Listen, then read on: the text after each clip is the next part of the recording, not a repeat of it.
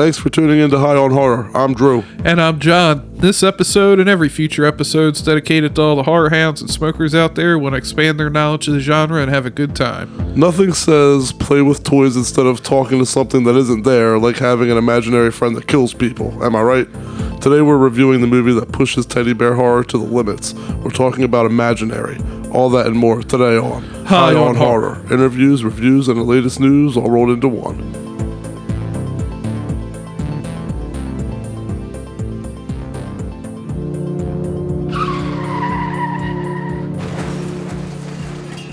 You know we're going to get into the goods before we get into the goods, so you know what time it is.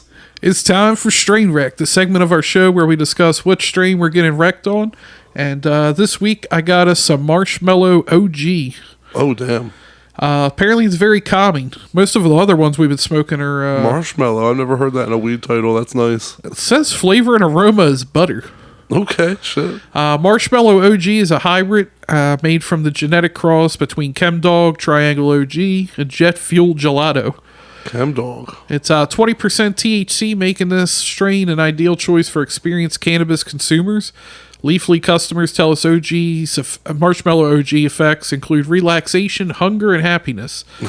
Medical marijuana patients often choose it when dealing with symptoms associated with anxiety, stress, and depression. Oh, wow. Okay. This will be pretty good then for me. Bred by Compound Genetics, Marshmallow OG features flavors like butter, vanilla, and pepper. The dominant terpene of this strain is limonene, and the average price, I don't know why they're throwing that in there, is between $35 and $45. I think I got this for $80 for a half ounce. Okay. If they want you to leave their reviews on Leafly. But I've already got some here, so let me bring this up. All right, what do we got here? The first one says, read all the reviews and bought a half from True Meds in Phoenix. So they were out in Arizona. Tested at 24% THC. The buds look great and sparked in the light medium green and nice structure. Loaded a bowl and started to smoke. It's been said before, but zero coughing with this strain. Finished the bowl and started smoking some more because I didn't feel very medicated. Finished that bowl and knew I was in trouble. Why didn't anybody mention, in all capitals, it's a creeper?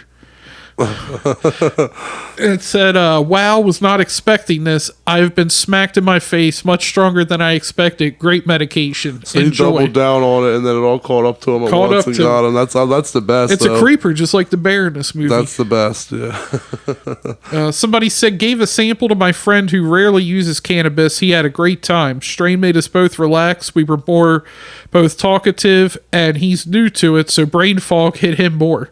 Happy feelings occurred when he was a little depressed before puffing, so uplifting effects are from this strain too. I recommend this for a park walk vibe, makes colors pop and environments more chill. For a park walk? Okay. And then this one's just one sentence. The epitome of great cannabis, even the roach smells good. That's pretty good. All right, man, well, while you get that sparked up, did you do anything on the 4th? For the 4th of July? I worked. We had like a little... Oh, did you? That sucks. I mean, it was pretty dead. I got paid pretty well for it. So, but we had a mini cookout in our break room. Brought in a grill, cooked burgers. I think we had... Nice. Everybody threw in some money. We had burgers, glizzies, pulled pork, pasta salad. Like, we were... Ice cream sandwiches. That's pretty cool. See, for some reason my job did our like luncheon thing the week before. So the Friday before the 4th, we had done our thing. They had a food truck and it was a lot of good barbecue food like pulled pork, chicken tenders. I got the sausage, pepper, and onion sandwich. It came on like a sub roll, macaroni, like fuck yeah, really good shit and games. And the good thing was they were there from noon till 2, and that was how long our break was for. So we had a 2-hour break. And the cool thing was the food truck was there the whole time, and everything was paid for. So you could go back for as many meals as you want. So you could finish that sausage, pepper, onion, go back up and get a chicken tenders meal or a chicken tender platter or whatever, and then go back up after that and get a pulled pork. So people were just fucking grubbing all day. My stomach would have hated me later, but I'd have got a lot of them sausage and pepper jaws. Yeah, one of my coworkers was like, "Fuck, dude, I got the meat sweats. I shouldn't have gone back to work." Fuck yeah! If you ain't paying for it, you best believe I'm getting the meat sweats. Yeah, right. And then the only thing about it though was that they didn't supply, like, the catering truck didn't supply drinks, so my job did, and they didn't put that shit in coolers. They just pulled out like fresh cases of 12 packs that they bought, put them on the table. We're eating outside, drinking some hot ass soda. It was all syrupy, you know. Yeah, but, and at least yours was paid for. We all chipped in and paid for our own. But that's kind of cool though. You got a little community thing going at your job.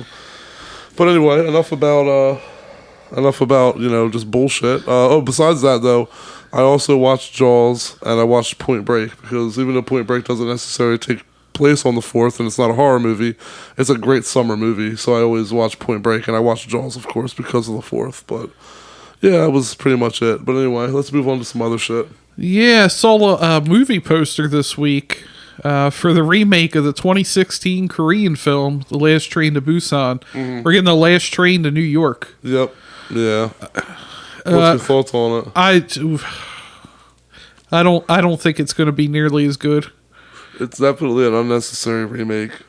It's one of those remakes that you're like, why? Like, why did a movie got big, and instead of just going, that's a good movie, they went, hey, let's remake it. Like, I don't understand. Just leave it alone.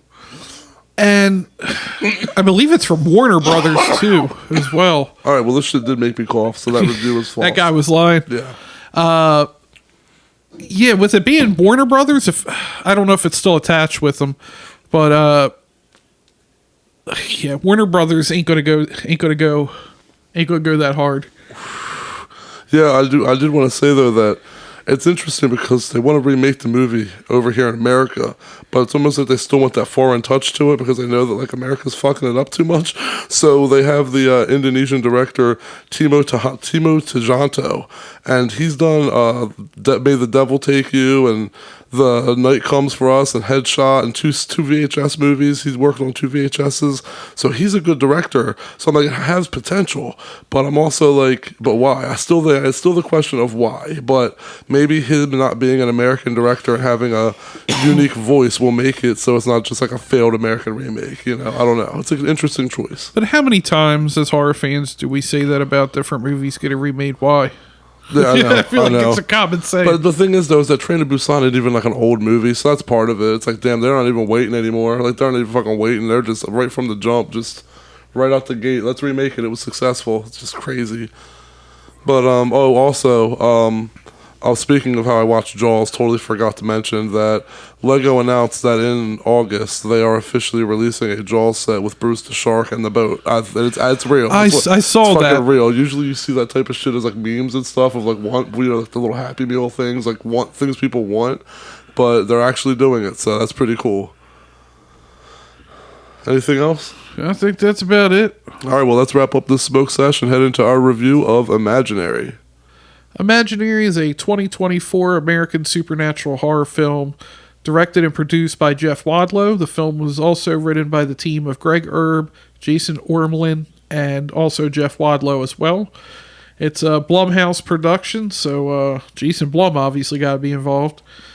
And the cast was starring DeWanda Wise as Jessica, Tom Payne as Max, Piper Braun as Alice, Tegan Burns as Taylor, and Dane DeLigrio as Chauncey Bear, who was I ain't gonna say it. You'll learn a little bit more about him, but we'll jump into the plot here. Children's book author Jessica is married to Max, a musician who has 2 daughters from his first marriage, young Alice and teenage Taylor. Jessica has nightmares about her mentally ill father Ben and a character from her book Simon the Spider. I gotta say, that opening scene was fucking nuts. I agree. I liked it. Yeah. When they move into Jessica's childhood home, Alice finds an old teddy bear named Chauncey and becomes attached to it. She finds him when they're playing hide and seek. And this girl goes straight to the basement. Not me, dude. Yeah, right? I would have saved that for the last place to check, or if that was possibly just been like, no, I'm not going down there. You win. Right. Taking a rip there, my bad. And Yeah, and Gloria was an elderly neighbor who used to babysit Jessica, runs into her outside and tells Jessica about her own childhood. Fucking, that Marshmallow OG get into you. It's a creeper. I'm getting to you, yeah. Let me just pass this all back. Thank you. And, jeez. Max goes on tour. The first time, I meant to say with Max, I was like, this motherfucker looks familiar. Yeah. And I had to stop, you know the classic, I gotta pause this movie and see who this is. Yep. I was like, oh, it's goddamn Jesus from The Walking Dead. Goddamn Jesus. I don't think anybody's used that like that. But, yeah, I thought he was American. So, Yeah, same. It's that classic, like, British actor who can do an American accent so well. It was like the first time you heard Christian Bale talk, you went, what? I agree, yeah, that blew me away. Yeah, so Max is going on tour. He leaves Jessica to manage the chaos at home. Jessica starts to notice strange things about Chauncey, like finding him in places she didn't leave him, like the fridge.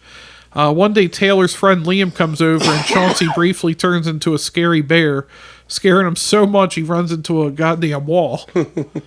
And Jessica narrowly stops Alice from impaling her hand with a rusty nail. That was crazy. Dude, I feel there's... We'll get into the scavenger hunt list, but I feel like there's better ways to do the hurt thing. Like, I was like, ugh. Yeah. Brother, ugh. Jessica, so she decides it's time to call in the big guns, child psychologist Dr. Soto. And Jessica learns that she and Alice can see Chauncey. Dr. Soto shows her footage from a past patient who had the same uses the same phrase as Alice, never ever. Yeah, and then showing her on the video, that was I was not expecting that at all. I know, that was wild. That was yeah. I'll speak more on that when I get into my review. But yeah. Alice then goes missing. Taylor blames Jessica. Gloria reveals to Taylor that Chauncey was also Jessica's imaginary best friend when she was a child. These imaginary friends are spirits that can become dangerous if abandoned. Jessica finds old drawings of Chauncey and the phrase never ever.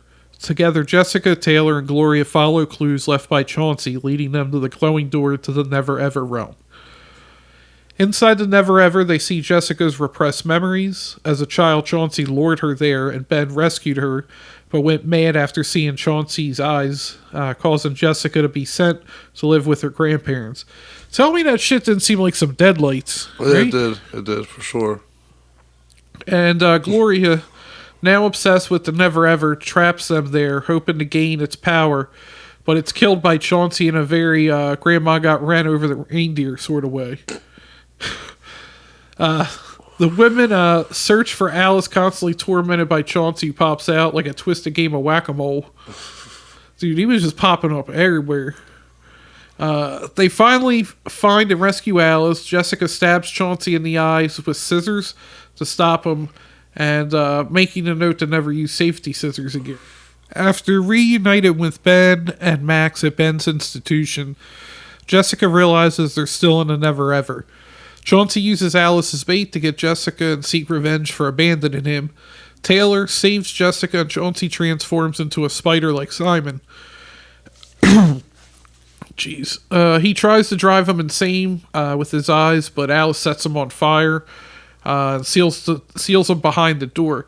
Yeah, when they were taking the paint and wiping the wall, Yeah. were you not throw the entire, you have two buckets, throw the first fucking bucket on there and then just start fucking wiping that shit down? That shit would have went way faster than everybody put a hand in the bucket and let's... a mess, yeah.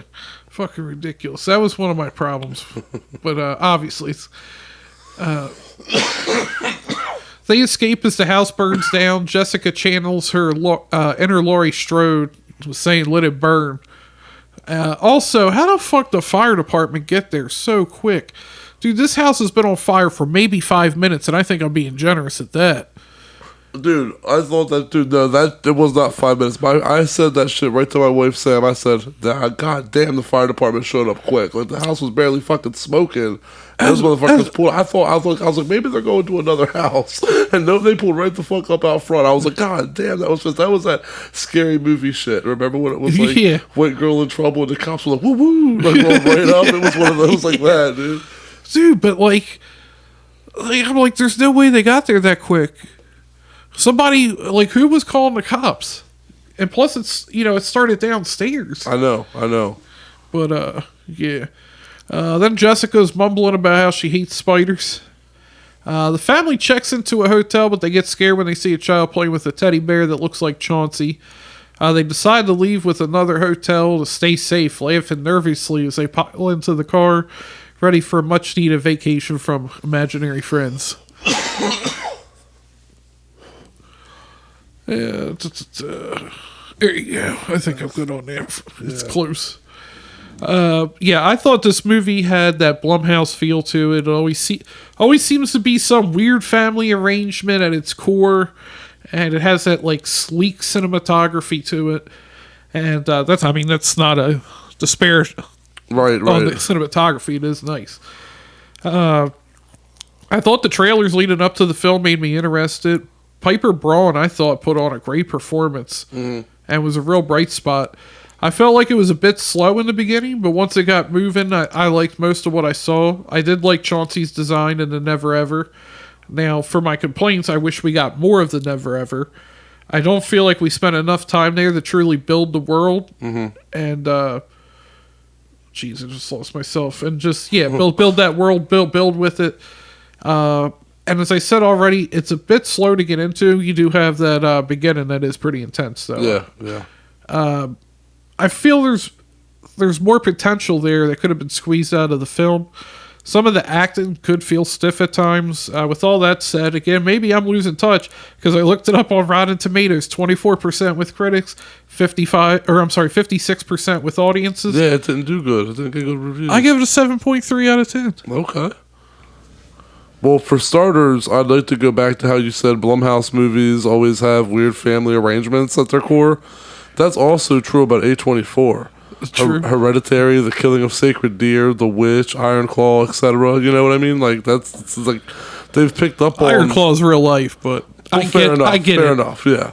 But yeah, they picked up on if you can make family genuine and real and the audience cares for them, then the power of the story can take spell.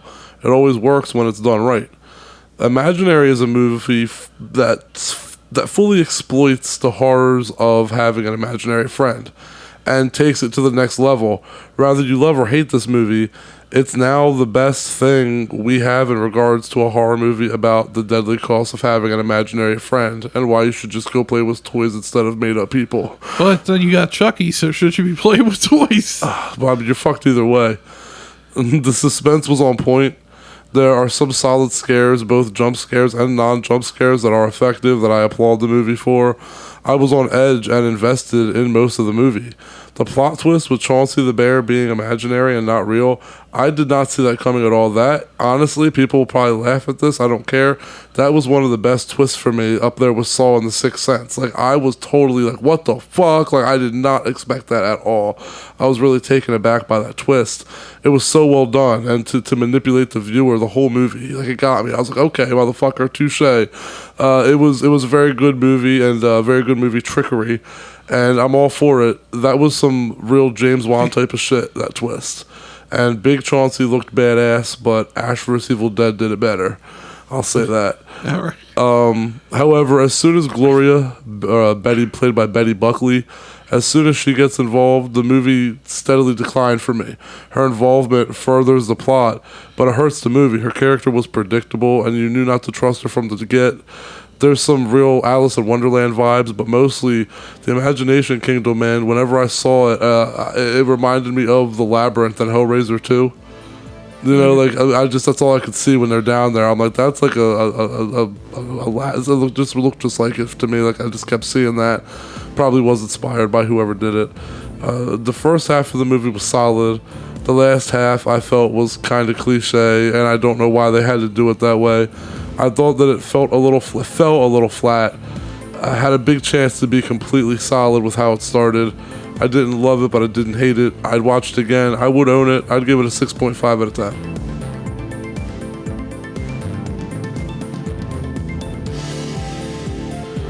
Thanks to all the horror hounds and smokers out there for tuning in. If you like this episode, make sure to like and subscribe. We'll have reviews coming up of Stop Motion and Maxine. I'm looking forward to Maxine. I know you've already seen it. Yeah. But I'll save my opinion. Yeah. I'm looking forward to it. It's Ty West. But make sure to follow us online, High on Horror 420, Facebook, Instagram, Twitter, TikTok, YouTube. I guess just all of them. Yeah, pretty much everywhere. Pretty much everywhere. Check out our website, highonhorror.com. Send us some PPA questions at highonhorror420@gmail.com.